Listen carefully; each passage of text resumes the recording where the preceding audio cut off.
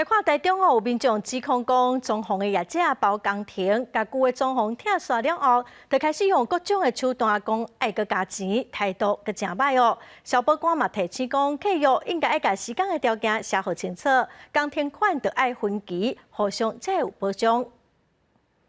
台中陈小姐找装修的业者来做漏水工程，但是施工无到一礼拜就无看到人影，留落来那亲像是废墟的现场。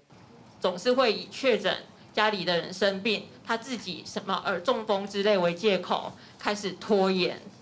在这之前，我已经前后转汇了6万8给他。另外一位 C 小姐是拄到装修业者提钱，却无向市府申请装修甲增建的许可，颠倒头来还阁检举违建，要求加钱向拒绝了后，直接停工，甲厝囥互烂。那你把材料你买的全部就是还我，那就结束。然后他就跟我说，就是没关系，你要停，你要上法院，那就法院见。然后我让你的房子这辈子永远都盖不起来。民代统计，最近已经有135位装修加抓的受害者出面投诉，地点是遍布全国各地，预估经济损失超过1亿。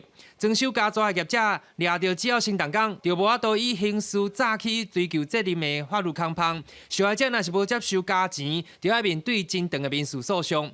台中市消保官提醒，民众装修之前应该签订书面的契约，会使参考中央主管机关订定的契约范本。工程内容还有它的数量、价格以及施作的方式都要定明清楚。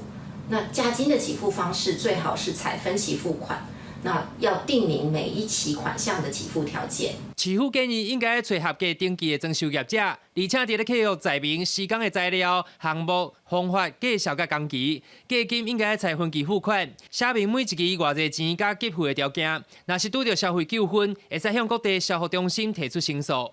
记者台中报道。